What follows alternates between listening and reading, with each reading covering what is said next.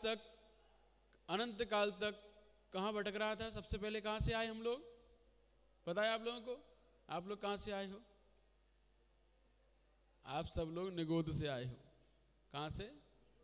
हाँ, तो हम सब लोग अनादि काल से लेकर अनंत काल तक सबसे पहले भ्रमण किया तो वो निगोद में किया।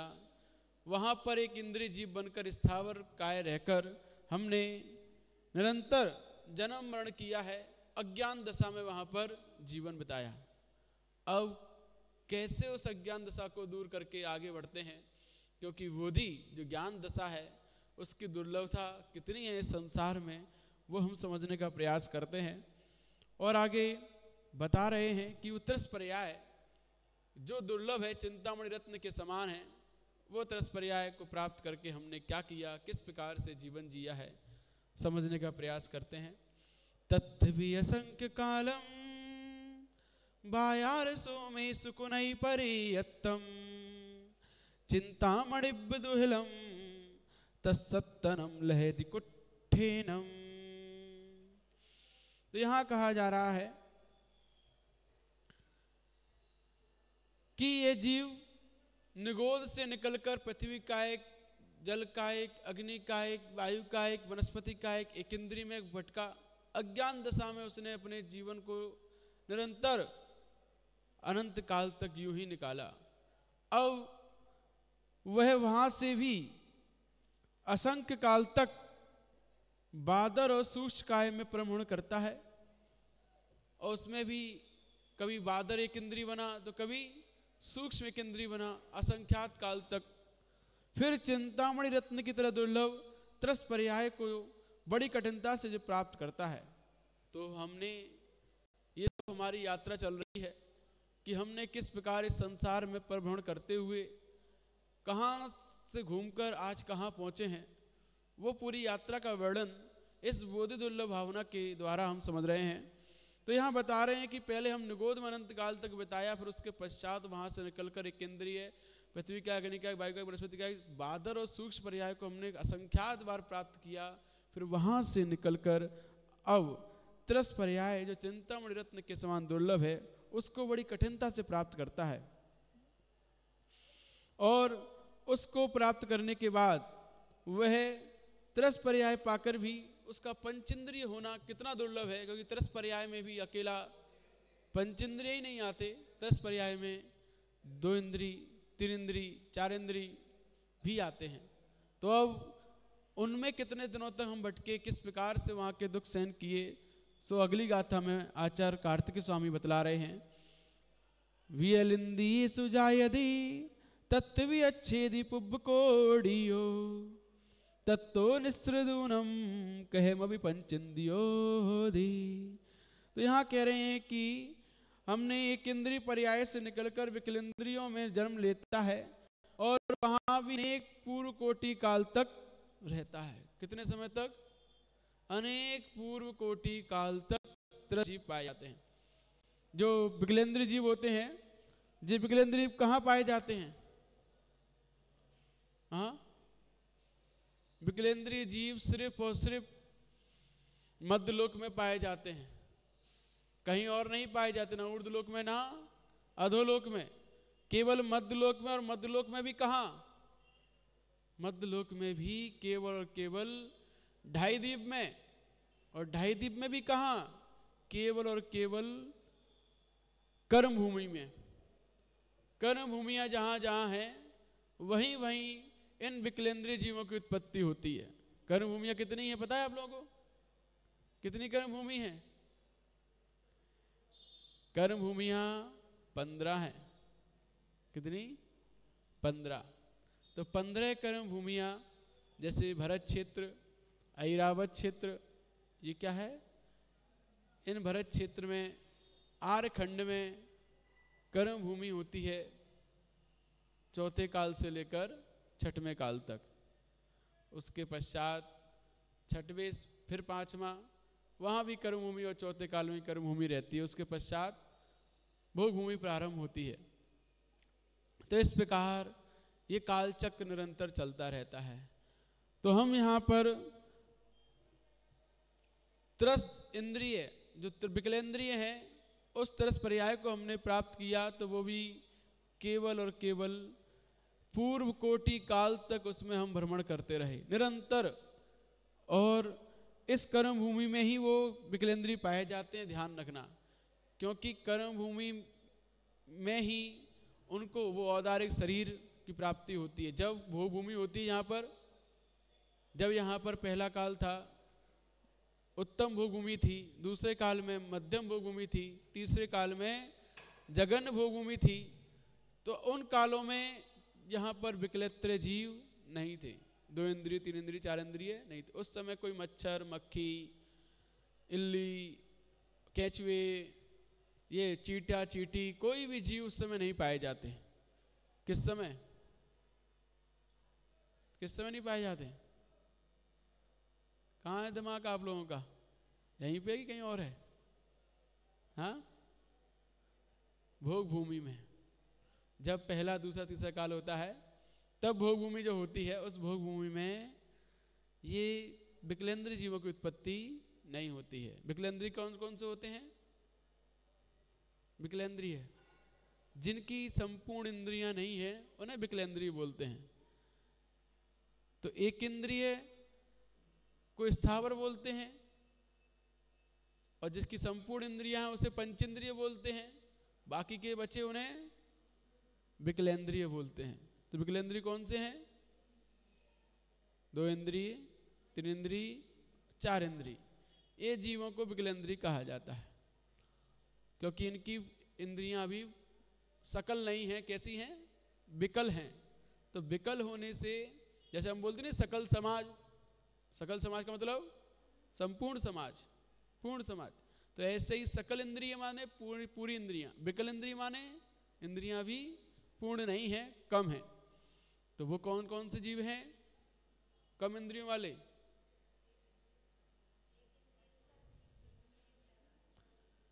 अब 1 इंद्रिय 2 इंद्रिय 3 इंद्रिय 4 इंद्रिय तो हैं, लेकिन एक इंद्रिय की अलग संज्ञा है। एक इंद्रिय को स्थावर बोलते हैं।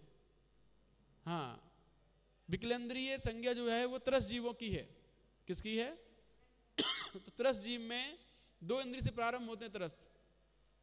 एक इंद्रिय स्थावर होते हैं, 2 इंद्रिय से लेकर पंच इंद्रिय तक सब त्रस कहलाते हैं। और त्रस में विकलेंद्रिय कौन से हैं? तो 2 इंद्रिय से लेकर 4 इंद्रिय तक के जीव विकलेंद्रिय कहलाते हैं। तो जैसे कि ये अपने 2 इंद्रिय कौन कौन से होते हैं? कौन से होते हैं? केचुए, इल्ली जो पड़ जाती हैं, लट, ये सब 2 इंद्रिय होती हैं। 3 इंद्रिय चीटा चीटी आदि। मच्छर नहीं, मच्छर 4 इंद्रिय है। हाँ, मच्छर, भौरा, तितली, जितने भी उड़ने वाले कीड़े हैं ना, ये 4 इंद्रिय के अंतर्गत आते हैं। जो उड़ते हैं, बरसात में जो पैदा होती है पतंगें, 4 इंद्रिय होती है सब। टिड्डे आते हैं ना, कितने होते हैं? 4 इंद्रिय। जो उस समय बहुत टिड्डों का आतंक हुआ था, तब लोग क्या करते थे? उनको भगाने के लिए कहीं कहीं लोगों ने थाली बजाई थी, उनको भगाने के लिए, टिड्डों को भगाने के लिए। तो जिसके 4 इंद्रिय जीव है टिड्डे, और उनके कान ही नहीं है, और उनको उनके सामने तुम थाली बजाओ तो क्या सुनाई देगा उन्हें? कुछ नहीं, उनके कर्णेंद्रिय है ही नहीं। तो उन्हें क्या प्रभाव पड़ने वाला? कुछ प्रभाव नहीं पड़ने वाला है। लेकिन किसी ने कह दी कि टिड्डे भगाने के लिए थाली बजाओ, तो वो थाली बजाने लगे। अब उन्हें पता ही नहीं है कि वो 4 इंद्रिय है कि पंच इंद्रिय है, पता ही नहीं है।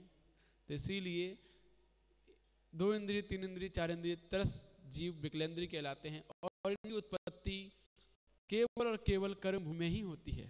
जब कर्म भूमि प्रारंभ होती है तभी इनकी उत्पत्ति प्रारंभ होती है, उससे पहले इनकी उत्पत्ति नहीं होती। भोग भूमि में ये जीव नहीं पाए जाते। तो सोचो कितना सुंदर रहता होगा वो स्थान, नज़ारा, जहाँ पर कोई मच्छर ना हो, कोई मक्खी ना हो, चीटा चीटी ना हो। पर परेशान होते नहीं मच्छर चीटियों से, वहाँ कोई परेशानी नहीं होती उन लोगों को। जो भोग भूमि के मनुष्य होते हैं, उन भोग भूमि के मनुष्यों को किसी प्रकार की कोई परेशानी नहीं होती, क्योंकि उस समय कोई भी विकलेंद्रिय जीव नहीं होते हैं। ये सिर्फ और सिर्फ कर्म भूमि में ही पाए जाते हैं। तो वहाँ पर ही हमने इस प्रकार इस त्रस पर्याय को प्राप्त करके कर्म भूमि के अंतर्गत अनेक पूर्व काल तक इस विकलेंद्रिय को प्राप्त किया है और वहां पर भी अज्ञानी बनकर रहा हूं। वहां भी हमने दूसरों के द्वारा दुख उठाए हैं, मारे गए हैं, इंद्रिय विषयों में लिप्त होकर अपने आप को ही हमने मार लिया है। चार इंद्रिय जो जीव होते हैं, कौन सी इंद्रिय के बस होते हैं? चार इंद्रिय जीव। हाँ, चक्षु इंद्र के। पतंगा देखा आपने, लाइट जलती तो उस लाइट में ही बार बार जाकर टकराता है, दीपक जल दीपक में ही जाकर बार बार जाता है और जल जाता है, तो चक्षु इंद्रिय बस होकर मारा जाता है। तो ऐसे ही ने यानी कितनी बार इस चार इंद्रिय पर्याय को धारण किया है और चार इंद्रिय पर्याय को धारण करने करके अपने जीवन में अपना ही घात किया है। तीन इंद्रिय पर्याय चीटा चीटी आदि चलने वाले जीव, रेंगने वाले दो इंद्रिय और तेजी से चलने वाले तीन इंद्रिय और उड़ने वाले कीड़े मकोड़े चार इंद्रिय। उड़ने वाले तो पक्षी भी होते हैं, वो नहीं, वो पंचेंद्रिय होते हैं। जो कीड़े मकोड़े हैं उड़ने वाले, वो चार इंद्रिय के अंतर्गत आएंगे। तो चलने वाले चीटा चीटी आदि और उन जीवों को हमने कितना घात किया है। चटाई के नीचे है नहीं है पता नहीं, आए और बैठ गए। तो हमारे द्वारा ऐसे ही जब हम ऐसी पर्याय में होंगे तो हमें भी ऐसे ही मारा गया होगा। कितने दुखों को हमने उन पर्याय में सहन किया है, अज्ञानी बनकर इस संसार में प्रवण किया है। तो इस प्रकार एक इंद्रिय से दो इंद्रिय, तीन इंद्रिय, चार इंद्रिय होकर पंचेंद्रिय होना दुर्लभ है, क्योंकि वहां पर भी हमने अनेक कोटि पूर्व काल तक इन पर्यायों में बहुत काल बिताया है और वहां से निकलना कठिन है, दुर्लभ है। तो त्रस भी बन गए, लेकिन त्रस होकर भी अभी पंचेंद्रिय पना प्राप्त नहीं हुआ है। तो सोचो, पहले तो हम एक इंद्रिय में रहे, निगोद में अनंत काल तक निगोदिया बनकर जीवन जिया है। फिर वहां से निकलकर पृथ्वी का एक, जल का एक, वायु का एक, वनस्पति का एक आदि, उसमें भी अनंत काल तक सूक्ष्म और बादर पर्याय को प्राप्त करते रहे, वहां पर भी असंख्यात वर्षों तक। उसके पश्चात त्रस पर्याय प्राप्त हुई, जो चिंतामणि रत्न के समान दुर्लभ है। उस त्रस पर्याय को प्राप्त करके भी हम अनेक पूर्व कोटि काल तक विकलेंद्रिय में ही बने रहे, पंचेंद्रिय बन ही नहीं पाए। तो कितना दुर्लभ है। आज हम मनुष्य बनकर यहाँ बैठे हुए हैं, ये हमारा सौभाग्य है, भाग्य है कि हम इन सब पर्यायों से निकलकर यहाँ पहुँच गए हैं। वरना ऐसे बहुत से जीव है आज भी उस निगोद में हैं, जो निरंतर एक श्वास में 18 बार जन्म मरण कर रहे हैं, निरंतर दुखों को भोग रहे हैं। आज भी बहुत से जीव हैं ऐसे, बहुत से नहीं, अनंत अनंत जीव ऐसे हैं जो आज भी निगोद में हैं। आज भी एक इंद्रिय, पेड़ पौधे, जल, अग्नि, वायु, वनस्पति, आज भी बहुत सारे हैं, अनंत अनंत हैं। और आज भी दो इंद्रिय, लट, पिपील, केंचुआ, शंख, इल्ली बहुत हैं। तो इन सारी खोटी पर्यायों को हमने पार कर करके आज हम यहाँ पहुँचे हैं। तो सोचो कितना दुर्लभ है वहाँ से यहाँ तक पहुँचना। और हम यहाँ आकर भी यदि अपने आप को अभी सही दिशा नहीं दे पाए, सही कर्तव्य को नहीं पहचान पाए अभी भी, तो फिर दोबारा से ऐसा हो सकता है कि पुनः उन पर्यायों को प्राप्त करना पड़े। तो इसीलिए समय रहते हमें समझना है कि हमें ऐसे कौन से कार्य करने हैं जिन कार्यों करने से हमें दोबारा ऐसी खोटी पर्यायों को प्राप्त ना करना पड़े, पुनः ऐसे दुर्गतियों में ना भटकना पड़े। क्या करें उसके लिए? तो उसके लिए अपने अंदर सम्यक की प्राप्ति करो। किसकी? सम्यक दर्शन की। सम्यक दर्शन की प्राप्ति होने पर ही हम इन समस्त खोटी दुर्गतियों से निकलकर अपने जीवन में निरंतर सुख और आनंद की प्राप्ति कर सकते हैं। तो सम्यक की प्राप्ति कैसे होती है? कैसे होती है? सम्यक की प्राप्ति ज्ञान की वृद्धि करने से, अपने अंतरंग में देव शास्त्र गुरु के प्रति प्रगाढ़ अटूट श्रद्धान करने से, अटूट रुचि कि उस रुचि को कोई कितना भी चाहे तोड़ ना पाए, ऐसी अटूट रुचि जब हमारे अंदर आ जाती है तब समझना हमें सम्यक की प्राप्ति हो गई है। अन्यथा हमारे जीवन में कोई भी काम आता है सबसे पहले मंदिर छूटता है। घर में शादी आ जाए, घर में कोई फंक्शन आ जाए, कोई भी आए, सबसे पहले कटौती मंदिर में होती है। तो इसका मतलब है अभी हमारे देव शास्त्र गुरु के प्रति जो रुचि है वो ऐसी नहीं है कि उसे कोई तोड़ नहीं सकता। जो चाहे वो तोड़ सकता है, जो चाहे वो हमें घर बैठा सकता है, कोई जरूरत नहीं मंदिर जाने की, चुपचाप बैठ जाएंगे, चुपचाप बैठ जाएंगे। हमारे अंतरंग में ऐसी प्रगाढ़ भक्ति नहीं है जिस भक्ति के होने पर कोई कुछ भी करे, ओले बरसें, अग्नि बरसे, फिर भी हम देव सासुर के प्रति दौड़े दौड़े भागे आएं। ऐसा अटूट श्रद्धान, अटूट रुचि जब हमारे अंदर पैदा हो जाती है, तब समझना हमारे अंतरंग में सम्यक्त की प्राप्ति हो चुकी है, हम सम्य दृष्टि हो चुके हैं। तो ये सम्य दृष्टि जीव हर हाल में, हर परिस्थिति में देव सासुर के प्रति पूर्ण समर्पित रहने का पुरुषार्थ करता है। और यहाँ बता रहे हैं कि अब आगे कहते हैं पंचेंद्रियों में भी सैनी हो, पंचेंद्रिय होना और दुर्लभ है। अब यहाँ से हम एक इंद्रिय से निकल के दो इंद्रिय आदि बने, लेकिन अब पंचेंद्रिय पना दुर्लभ था, अब पंचेंद्रिय पना ही प्राप्त हो रहा है, लेकिन उसमें भी कैसे पंचेंद्रिय बन गए, वो भी कैसे? असैनी, असंगी। कौन होते हैं असंगी? कौन होते हैं? हाँ, मन से रहित, जिनका मन नहीं होता और पांचों इंद्रियां पूर्ण हैं, उन्हें असंगी पंचेंद्रिय बोलते हैं। और जिनका मन होता है, पंचेंद्रिय हैं, उन्हें संगी पंचेंद्रिय कहते हैं। आप लोग कौन हो? हैं? संगी हो? पक्का? पक्का है कि आप संगी हो? सही बताओ। हाँ, मन है कि नहीं आपके पास? है तो आप संगी हो? पक्का है कि नहीं? फुल कॉन्फिडेंस से कहो कि हाँ हम हैं। हमें अपने आप पर ही कॉन्फिडेंस नहीं है कि हम संगी हैं कि नहीं है। तो हमें विचार करना है कि हम संगी हैं या नहीं, यथार्थ हमारे पास मन है या नहीं। तो मन का काम क्या है? क्या काम है मन का? मन का काम है निर्णय करना, सही गलत का निर्णय करना, हित अहित की पहचान करना कि मेरा किसमें हित है, मेरा किसमें अहित है, मेरे लिए क्या सही है, मेरे लिए क्या गलत है। किसका काम है? मन का काम है। आप लोगों ने निर्णय कर पाया आपके लिए क्या सही है, क्या गलत है, आपके लिए क्या हितकारी है, क्या हितकारी है? निर्णय किया है? किया कि नहीं? हैं? अरे तो क्या हितकारी है आपके लिए? और कर क्या रहे हो? तो हमने अभी सही निर्णय नहीं किया है, या तो हमने गलत निर्णय किया है, या फिर हमारे पास मन नहीं है तो हमने निर्णय ही नहीं कर पाया है। क्या किया आप लोगों ने? दोनों में से एक काम तो किया होगा।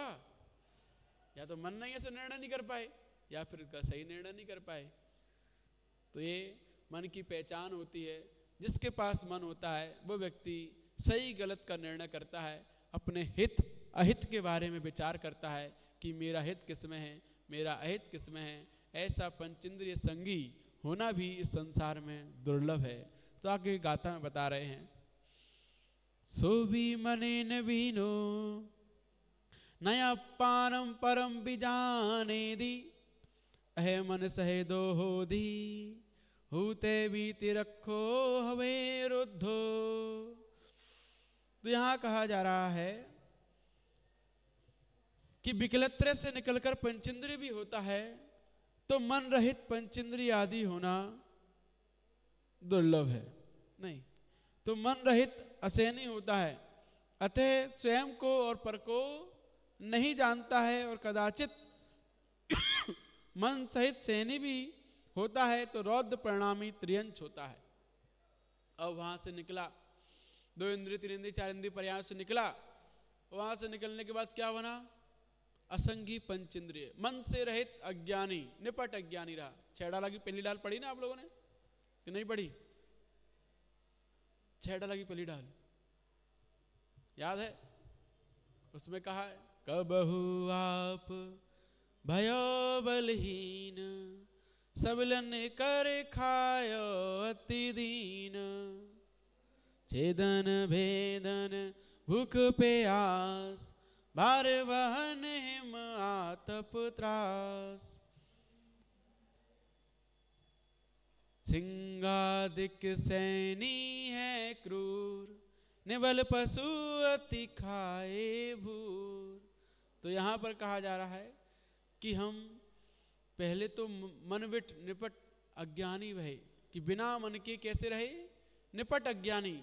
क्योंकि मन जिसके पास नहीं होता, जैसे मधुमक्खी देखी आप लोगों ने, मधुमक्खी की सत्ता, उसमें कोई पत्थर मार देता है तो मधुमक्खी किसको डंस मारती है, किसको, जो पत्थर मारता है उसको, तो किसको मारती डंक, वो जो भी आता है उसके सामने वो सबको डंक मारती है, जो भी ये दिख जाए, जो भी उसके सामने आ जाए।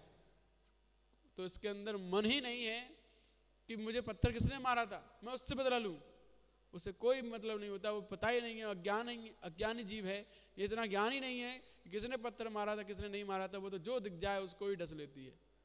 तो इस प्रकार मन बिन निपट अज्ञानी थे, तो मन के बिना हम निरंतर अज्ञान दशा में घूमते रहे। जैसे चींटी होती है, अब चींटी को सामने आंख तो है नहीं है, लेकिन चलती जा रही है, सामने गड्ढा है, तो क्या गड्ढे में जाने से रुकती है, वो तो उसमें ही गिर जाती है।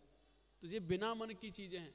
जिसके पास मन नहीं होता है वो सोच नहीं पाता है कि मुझे करना क्या है क्या नहीं करना है। सामने गड्ढा दिखाई दे रहा है फिर भी गड्ढे में कूदना किसका काम है, ये किसका, जिसका मन नहीं है उसका। तो ऐसे ही शादी करके फंसना मतलब अपने आप को गड्ढे में। तो अब सोचो, हमें दिख रहा था सामने गड्ढा है फिर भी हम कूद गए। मन वाले हैं कि बिना मन वाले हैं, कैसे हैं? तो हम हैं तो मन वाले, काम हमने किए कैसे, बिना मन वाले।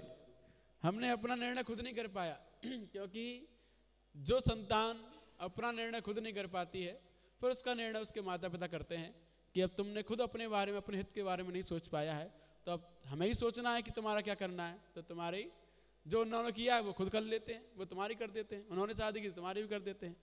और जो संतान खुद का अपना निर्णय कर लेते कि नहीं मुझे अपना हित करना है, आत्म कल्याण करना है, तो उनके बारे में उसके माता पिता फिर ज़्यादा कुछ नहीं कर पाते हैं, वो अपना हित कर जाते हैं।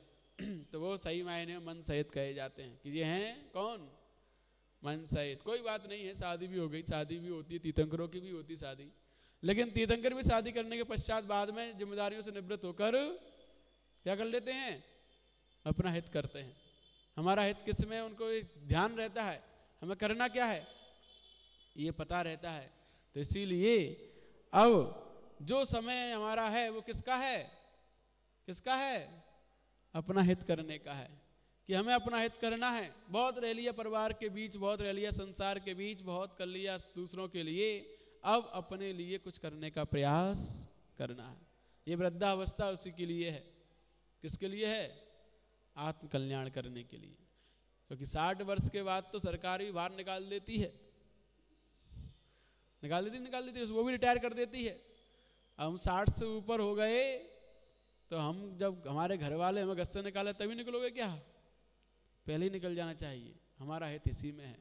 यदि हम 60 से ऊपर हो गए हैं तो हम पहले से ही अपने आत्म कल्याण, अपना हित करने के लिए कदम बढ़ा देना चाहिए।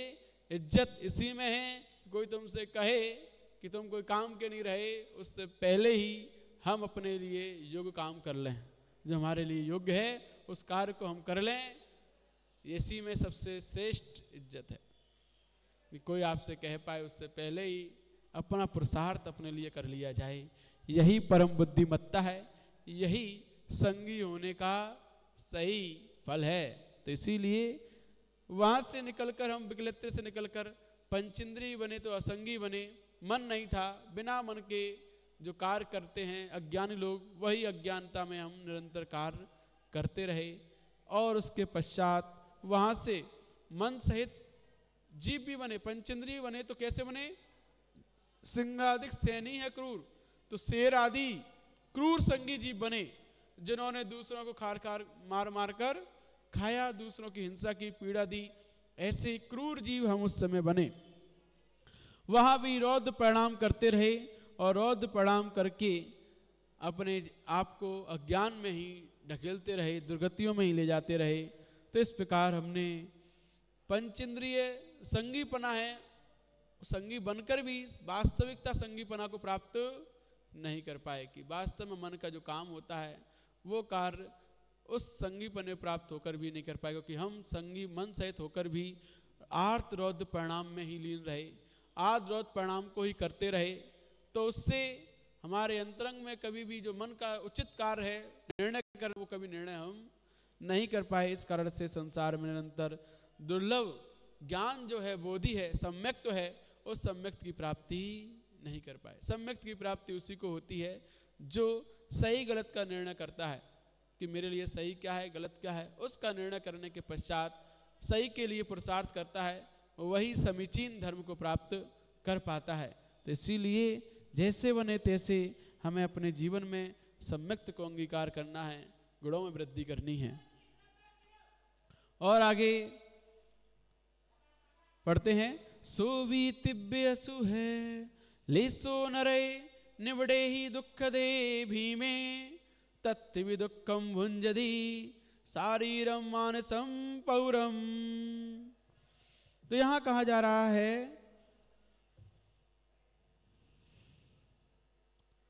यदि पंचेंद्रिय पर्याय भी प्राप्त कर लेता है तो असंगी होने के कारण बातचीत करना, उपदेश आदि नहीं समझ सकता है, क्योंकि असंगी जिसके पास मन नहीं है वो इन सब चीज़ों को नहीं समझ सकता। कौन क्या कहना चाह रहा है उसकी बात को समझने की उसके अंदर क्षमता नहीं होती है। उपदेश आदि में क्या रहस्य है, क्या समझाया जा रहा है, नहीं समझता अज्ञानी जीव।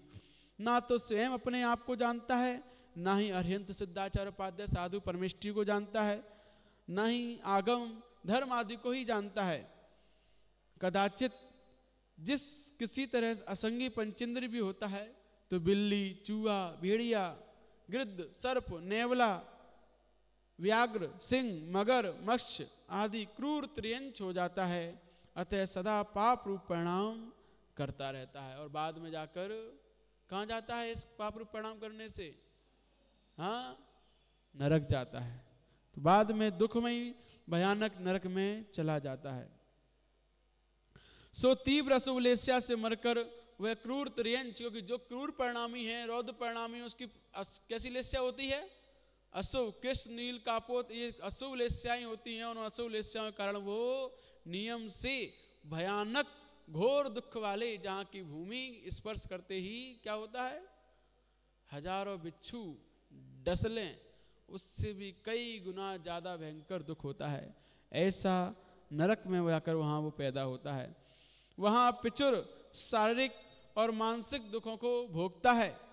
कसाय के उदय से रंगी हुई मन, वचन और काय की प्रवृत्ति को क्या कहते हैं? लेस्या कहते हैं। जिसमें कसाय से अनुरंजित मन, वचन, काय की प्रवृत्ति है उसे लेस्या कहते हैं। हमारे अंतरंग में जो कसाय के परिणाम हैं, उन कसाय के परिणामों से हमारे मन, वचन, काय और जुड़ जाते हैं। फिर हमारी जो प्रवृत्ति बनती है उसे हम लेस्या कहते हैं। ये लेस्या थर्मामीटर है। किस चीज का? किस चीज का थर्मामीटर है? अपने परिणामों को मापने का। जो थर्मामीटर से क्या नापते हैं? क्या नापते हैं?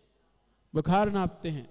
वैसे ही ये लेस्या से हम अपने परिणामों को नापते हैं कि हमारे कैसे परिणाम हैं, हम कौन सी लेस्या में हैं, कृष्ण में है, नील में है, कापोत में है, पीत में है, पद्म में है, शुक्ल में है। उसको नापने के लिए इन लेस्याओं को हम जब देखते हैं और उन लेस्याओं को देखने के पश्चात फिर हम समझ पाते हैं कि हम कहाँ जाएंगे, हमारी तैयारी कहाँ की चल रही है। तो ये लेस्याएं बताती हैं। जब इसका विषय आएगा कि क्या लेस्या कौन सा स्वरूप है। कृष्ण लेस्या वाला तीव्र क्रोधी होता है, बहुत अधिक उसके परिणाम क्रूर होते हैं, दूसरों पर जरा जरा सी बातों पर क्रोध करता है। ऐसा जीव कृष्ण लेस्या वाला कहा जाता है। मानी जो बहुत अधिक अहंकारी है, बहुत अधिक मानी है, दूसरों से ईर्ष्या करने वाला है, जलने वाला है, दूसरों की निंदा करने वाला है, ऐसे जीव को नील लेस्या वाला कहा जाता है। और कापोत लेस्या वाला छल कपटी जीव, दूसरों को ठगने में चतुर, पीड़ा देने में जैसे मजा आता हो दूसरों को, ऐसे जीव कापोत लेस्या वाले कहे जाते हैं। तो हमें विचार करना है हम किसकी श्रेणी में आते हैं। हम जिसकी अगर लेस्याओं की श्रेणी में आते हैं अशुभ लेस्याओं की, तो हम नियम से अशुभ गति दुर्गति को प्राप्त होंगे ही होंगे।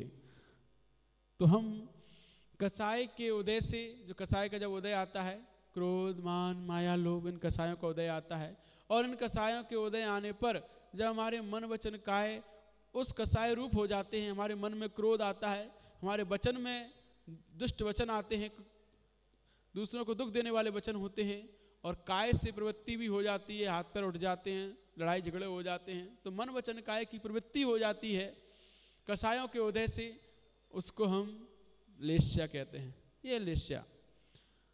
तो ऐसी क्रोध मान माया लोभ को कसाय कहते हैं। प्रत्येक कसाय 4 प्रकार की होती है। उसमें पत्थर की लकीर के समान क्रोध, क्रोध कैसा होता है? पत्थर की लकीर के समान। जिस प्रकार से पत्थर की लकीर आसानी से मिटती नहीं है, जो पत्थर पर लकीर बनी होती है क्या मिटती है आसानी से? नहीं मिटती। ऐसे ही क्रोध कसाय जो होती है वो भी अनंतानुबंधी क्रोध, वो पत्थर पर की हुई लकीर के समान होती है। वो एक बार बन जाती है तो उसके प्रति निरंतर क्रोध के भाव नफरत के भाव एक जीव के प्रति वो करता ही रहता है। तो ऐसी कसाय इस संसार में डुबाने वाली होती है। स्तंभ की तरह कभी ना नमने वाला मान, मान कसाय कैसी होती है? जैसे खंबा है, ये खंबा कभी झुकता नहीं है ना? ऐसे ही मानी व्यक्ति कभी झुकता नहीं है, अहंकारी होता है, अकड़ में खड़ा रहता है। तो कहा नहीं है कि झुकता वही है जिसमें जान है, अकड़ना तो खास मुर्दों की पहचान है। मुर्दे ही अकड़ा करते हैं, क्योंकि एक बार जैसे मरने के बाद जैसे शरीर हो जाता है वैसा ही रहता है, उसको सीधा नहीं कर सकते हैं। तो अकड़ना तो मुर्दों की पहचान है, झुकता वही है जिसमें जान है। तो हम जान है कि नहीं खोज कर सकते हैं। तो स्तंभ की तरह जो कभी झुकता नहीं है, ऐसी कसाय मान कसाय होती है। बांस की जड़ की तरह माया कसाय होती है। बांस की जड़ देखिए आप लोगों ने, बांस की जड़ बहुत टेढ़ी मेढ़ी होती है, बहुत ज्यादा। ऐसी माया कसाय छल कपट करने वाली, सामने कुछ पीठ पीछे कुछ, मुंह में राम बगल में छुरी, ऐसी माया कसाय वाले बांस की जड़ के समान की संज्ञा दी है कि सामने तो बहुत तारीफ करेंगे, खूब मीठे मीठे बोलेंगे, और पीठ पीछे वो ऐसी है वो वैसी है ऐसे करेंगे। तो इस प्रकार ये माया कसाय संबंधित जीव भी बांस की जड़ के समान होते हैं, इनको सीधा कभी नहीं कर सकते हैं। और लाख के रंग की तरह कभी ना मिटने वाला लोभ अति अशुभ होता है। और लाख का रंग जो होता है एक बार हो जाए तो मिटता नहीं है। लाख, अब लाख का रंग तो देखा नहीं है, यहाँ उदाहरण दे रहे हैं कि लाख का रंग एक ऐसा होता है जो बहुत क्लिष्ट होता है, जो कभी मिटता नहीं है। ऐसा लोभ जिसके अंदर बैठा रहता है उसका लोभ कभी समाप्त नहीं होता है, निरंतर चाह बढ़ती ही जाती है। आज जिस चीज़ का लोभ है वो मिल गया, फिर और चाह बढ़ जाती कि इससे भी और अच्छा मिले।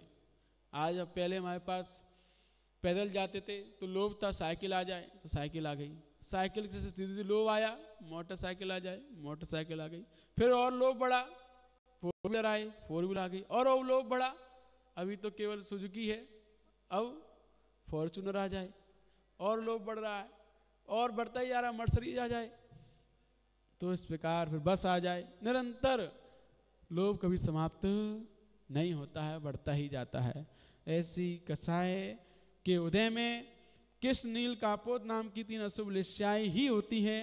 इन अशुभ लेस्याओं से मरकर वह क्रूर, त्रियंच, रत्न प्रभा आदि 7 नरकों में जन्म लेता है। वहां भूख प्यास शीत उष्ण के कष्ट के साथ साथ छेदना भेदना मरना मारना चीरना फाड़ना आदि कष्ट भोगता रहता है, क्योंकि नारकी जीव परस्पर में एक दूसरे से ही निरंतर क्या करते हैं? लड़ते झगड़ते रहते हैं। नारकी किन्हें बोलते हैं? नारकी पता है आप लोगों को? कल सुबह बताएंगे प्रवचन में कि नारकी कौन होते हैं। नारकी की परिभाषा है नारतः इति नारकी। अब इसका अर्थ समझाएं कल। नारता इति नारकी, कल याद दिला देना हमें। तो इस प्रकार जो नारकी निरंतर आपस में ही लड़ते झगड़ते रहते हैं, एक दूसरे को चीरना फाड़ना आदि कष्ट देते रहते हैं, क्योंकि नारकी जीव परस्पर में एक दूसरे को अनेक प्रकार कष्ट देखते हैं। कोलू में पेलना, भाड़ में भूजना, पकाना, सूलों पर फेंक देना, तलवार के धार के समान नुकीले पत्ते वाले वृक्षों के नीचे डाल देना, सुई की नोक के समान नुकीली घास वाली जमीन पर डालकर खींचना, बैतरणी नदी में डालना तथा अपनी विक्रिया से निर्मित अस्त्र शस्त्रों से परस्पर में मारना आदि के द्वारा बड़ा कष्ट पाते हैं, एक दूसरे को देते हैं। ऐसे कौन होते हैं? नारकी। या आपस में कभी प्रेम भाव को प्राप्त नहीं होते हैं, निरंतर मारना, एक दूसरे की निंदा आदि। वहां निंदा तो होती नहीं है, वहां तो सीधे सूट होता है, सीधे एक दूसरे को मारो पकड़ो खींचो, जो करना है वो करो, वहां तो ये होता है।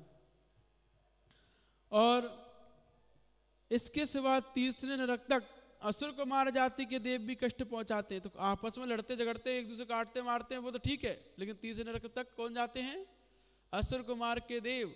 वो एक दूसरे को बढ़ाते हैं और एक दूसरे को बढ़ाकर मजे लेते हैं, आनंद लेते हैं, परेशान करते हैं उन नारकियों को कि देख देख जो वही है जो तेरी आंखें फोड़ती थी, ये वही है। तो वो अपने कुअवधि ज्ञान से मिथ्याष्टि होते नारकी, कुअवधि ज्ञान से जानते कि हाँ हाँ ये वही थी जो मेरी आंखें फोड़ती थी। वो तो उसकी माँ थी जो काजल लगाती थी, अब वो सोच रहा है कि मेरी आंखें फोड़ती थी, तो उसको सोचकर उसको मारने दौड़ता है, फिर वो उसको पीटने दौड़ता है। तो इस प्रकार नरक में फिर वो दोनों असुर को मार के दे ताली बजाते, देखो देखो हमने बढ़ाया और वो लड़ रहे हैं, फिर मजे लेते हैं। तो ऐसे भी यहाँ इंसान ऐसे भी होते हैं कि एक दूसरे को बढ़ाकर फिर मजे लेते हैं, हंसते हैं। तो वो असुर को मार के देव जैसे काम करते हैं। तो हमें ऐसे कार्य ना करके अपने आप को दुर्गतियों से बचाना है, यहाँ समझने का यही प्रयास करना है। तो इसके सिवा तीसरे नरक तक असुर कुमार जाति के देव भी कष्ट पहुंचाते हैं। इस तरह नरक में जाकर वहाँ वह जीव बड़ा कष्ट भोगता रहता है। और आगे कहते हैं कि नरक से निकलकर पुनः क्या बनता है? मिथ्यात्व में होता है, तो पुनः नियम से त्रियंच बनता है, क्योंकि अभी तक उसे बोधि की प्राप्ति नहीं हुई है, तो सभी मिथ्यात्व में ही है। तो सम्यक्त की प्राप्ति ना होने पर वह मिथ्यात्व में ही पड़ा रहता है, और नियम से वहाँ से निकलकर त्रियंच ही बनता है। और नरक से निकला हुआ त्रियंच भी कैसा होता है? क्रूर परिणामी होता है। वहाँ से फिर उसके बाद यहाँ अगली गाथा में उसका स्वरूप बता रहे हैं। तत्तो निस्सृदूनम पुनरभित्रियेषु जायते पावो तत्थि विदुःखमनन्तं विसहदी जीवो अनेह विहम। तो वहाँ उस नरक से निकलकर आयु पूर्ण करने के पश्चात, क्योंकि नरक में जो जीव पहुंच जाता है एक बार, वहाँ कितने भी दुख उठाने पड़ते हैं उसे, कितने दुख, मेरु समान लोह गल जाए ऐसी शीत उष्णता था, कि वहाँ पर मेरु कितना बड़ा होता है? 1,00,000 योजन बड़ा। क्या है? मेरु पर्वत, सुमेरु पर्वत 1,00,000 योजन में कितने किलोमीटर होते हैं बताया आप लोगों को? 1 योजन में, फिर 1,00,000 में निकालेंगे, 1 योजन में 6,000 किलोमीटर। कितने? 6,000 किलोमीटर। ऐसे कितने?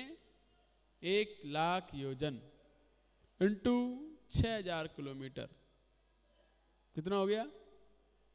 1,00,000 में 3 जीरो और बढ़ा दिए जाए, 10 मतलब 60 करोड़ किलोमीटर। कितना?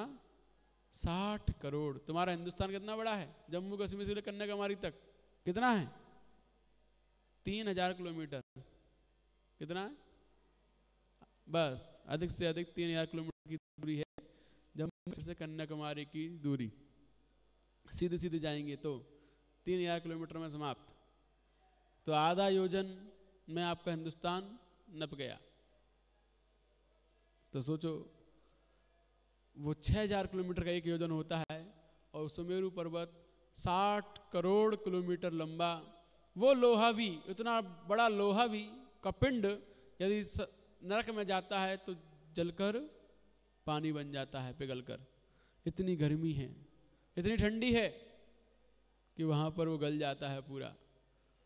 तो ऐसी सर्दी गर्मी एक दूसरे को मारने काटने के, देवों के द्वारा निरंतर वहाँ दुख भोगते रहते हैं, निरंतर अशुभ परिणामों को करते रहते हैं। और फिर वहाँ से निकलकर फिर भी त्रियंच गति में वहाँ से निकलकर त्रियंच गति में जन्म लेता है और पाप पूर्वक वहाँ भी अनेक प्रकार का अत्यंत दुख सहता है। तो वहाँ भी निरंतर त्रियंच गति में क्या है, दुखी दुख है। अब देखो कितनी ठंडी पड़ रही है।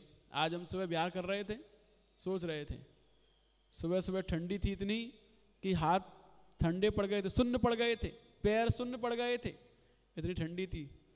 और वहाँ हम देख रहे थे वो जानवरों को, वो जानवर खड़े हुए थे, गाय भैंस। हमने कही बेचारे ये रात रात भर कैसे निकालते होंगे, हम तो कमरे के अंदर बंद थे और ये तो यहीं बाहर खुले में चौड़े में इन्होंने रात निकाली है। कैसे इनकी रात निकली होगी, कैसे ये खड़े हुए हैं। तो वहाँ त्रियंच गति में भयानक दुख हैं, भूख प्यास के। अब बेचारे भूखे हैं, कैसे कहें हम भूखे हैं, बंधे हुए हैं, कहीं जा भी नहीं सकते। आ गया चारा तो खा लिया, नहीं तो भूखे पड़े हैं। तो इस प्रकार बहुत सारे दुखों को त्रियंच गति में हम सहन करते हैं, निरंतर वहाँ पाप रूप कार्य करते हैं और वहाँ के दुखों को भोगा करते हैं। तो वहाँ आगे नरक से निकल भी गए तो कहाँ पहुँचे, त्रियंच गति में पहुँचे और वहाँ जन्म लेकर पाप पूर्वक भी अनेक प्रकार से अत्यंत दुखों को सहन करता है। तो कहा है कि रत्न प्रभा आदि भूमि से निकलकर यह जीव फिर त्रियंच गति में जन्म लेता है और त्रियंच गति से ही नरक में गया था और नरक से निकलकर फिर भी त्रियंच ही होता है। त्रियंच गति में भूख प्यास शीत उष्ण बाहर बहन छेदन वेदन ताड़न माड़न आदि महा दुख सहना पड़ता है। तो हमने गाथा पढ़ी ना, छेदन भेदन भूख प्यास भारे बहन हिम आतप त्रास बदबंधन आदिक दुख घने कोटि जीव तय जाते न भने। तो ये त्रियंच गति में होता है। छेदन, छेदा जा रहा है, उसके कान छेद दिए, नाक छेद दी, पैर में नाल ठोक देते हैं।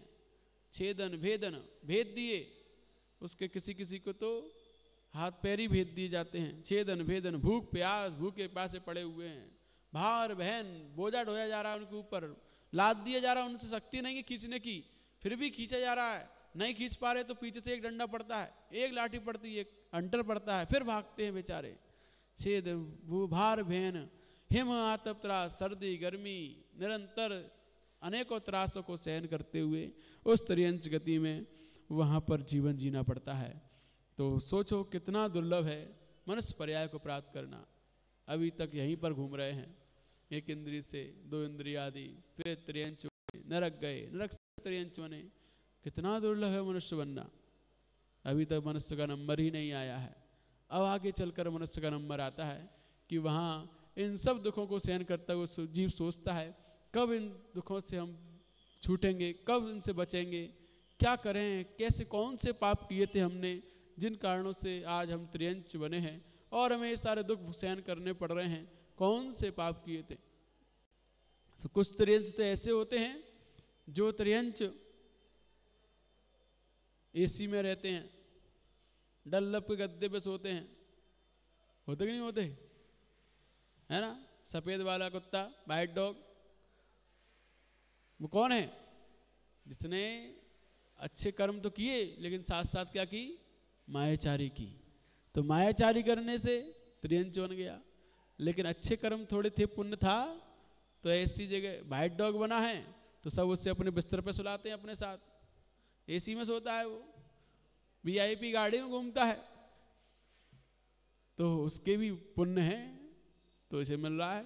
वरना बहुत से मनुष्य बनकर भी झोपड़ झुग्गी में रह रहे हैं, उनके रहने के लिए उनके पास घर नहीं है।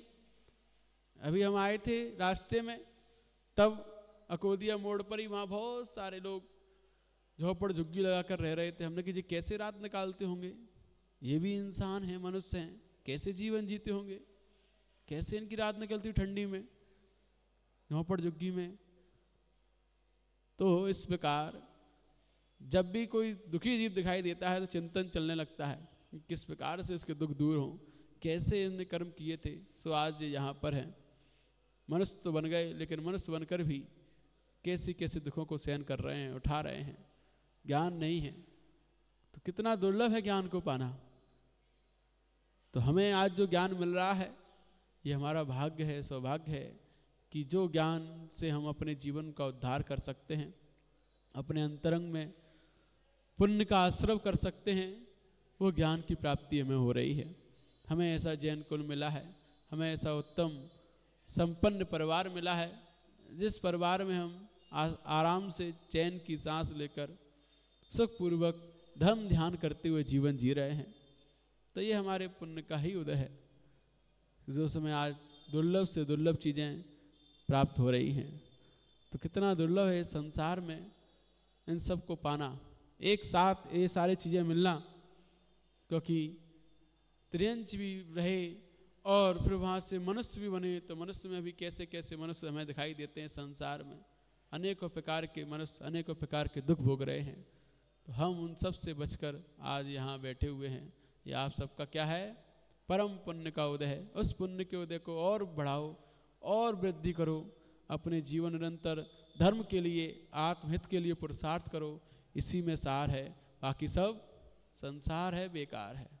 सब संसार एक कार हैं, संसार में ही ले जाएंगे, संसार में डुबाएंगे। इसलिए हमें इन सब की दुर्लभता समझते हुए अपने जीवन का पुरुषार्थ करना चाहिए, अपने आप को दुखों से बचाने का, कि हमें ऐसे दुख दोबारा ना देखने पड़े जो हम दूसरों में दिखाई दे रहे हैं, जो हमें त्रियंचों में दिखाई दे रहे हैं, जो हमें अन्य मनुष्यों में दिखाई दे रहे हैं, झोपड़ झुग्गी आदि में रहने वाले मनुष्यों में दिखाई दे रहे हैं, है ना। तो ऐसे दुख हमें दोबारा ना भोगने पड़े, उसके लिए हम अपने जीवन में निरंतर धर्म ध्यान का और पुण्य आश्रव का पुरुषार्थ करते रहें। यही सार है। आज के लिए इतना ही। तो इस प्रकार कल हम समझेंगे मनुष्य गति की दुर्लभता। आज अपना समय पूर्ण हुआ। अतः प्राणिक स्वाध्याय निष्ठापन क्रियायाम पूर्वाचार्यानुक्रमेण सकल कर्मक्षयार्थम भाव पूजा वंदना स्तव समेतम श्री शुद्ध भक्ति कायु सर्गम कुर्वहम।